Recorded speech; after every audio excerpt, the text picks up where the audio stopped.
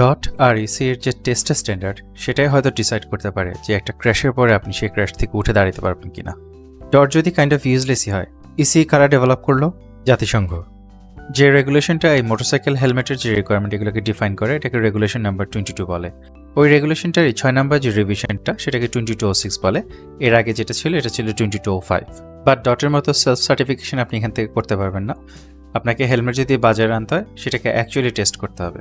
ECI যে শুধুমাত্র multiple impact point test করে সেটা না, আপনার যে স্ট্র্যাপ আছে স্ট্র্যাপের স্ট্রেংথ, আপনার ভাইজার যেটা আছে ভাইজারের পারফরমেন্স, প্লাস অনেক কিছু তারা টেস্ট করে। সবচেয়ে বড় ডিফারেন্সটা হচ্ছে ইম্প্যাক্ট লিমিটে। ডট ইম্প্যাক্টের যে অ্যাক্সেলারেশনটা সেটা 400G পর্যন্ত অ্যালাউ করে, বাট 300G এর উপরে উঠলে আপনার brain injury kind of guaranteed.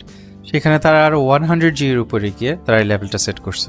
ইসিআইর সবচেয়ে নতুন যে সংস্করণ 2206 সেটা জিফোর্সটা হচ্ছে 275 এর উপরে অ্যালাউ করে না। আর তাছাড়া 2206 শুধুমাত্র লিনিয়ার ইম্প্যাক্ট টেস্ট করে না, তারা অবলিক ইম্প্যাক্টও টেস্ট করে। আপনি ক্র্যাশের সময় আপনার মাথার যে রোটেশনাল অ্যাক্সেলারেশনটা আছে, মাথা যে টুইস্ট করতেছে ডিউরিং এ ক্র্যাশ, ওইটাও তারা এখানে টেস্ট করতেছে। এখানে এটা কারণটা কি?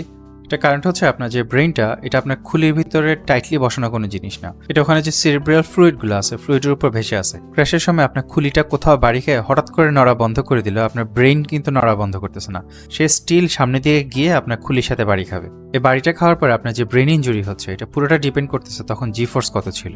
এই কারণে 2206 এর সার্টিফিকেশনটা জোগাড় করা এত টাফ, কারণ আপনার হেলমেটটা এমনভাবে ডিজাইন করতে হবে যাতে আপনার ব্রেনটাকে সিরিয়াস ইঞ্জুরি থেকে বাঁচানো যায়।